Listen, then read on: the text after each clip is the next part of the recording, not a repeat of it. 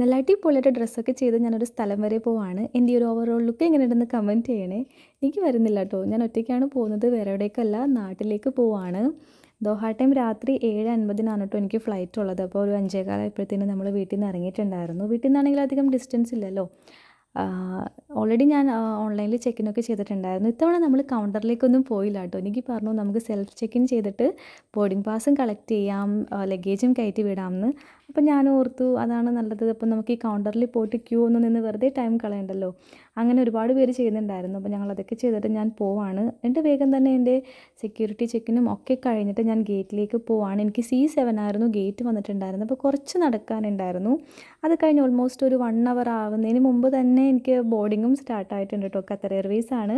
അതുകൊണ്ട് തന്നെ ടിവിയും കാര്യങ്ങളൊക്കെ ഉണ്ട്. പിന്നെ ആണെങ്കിൽ എനിക്ക് വിൻഡോ സീറ്റും കിട്ടിയിട്ടുണ്ടായിരുന്നു. സോ ബാക്കി ട്രാവലിംഗ് വിശേഷങ്ങൾ അടുത്ത വീഡിയോയിൽ പറയാം കേട്ടോ. ടാറ്റാ.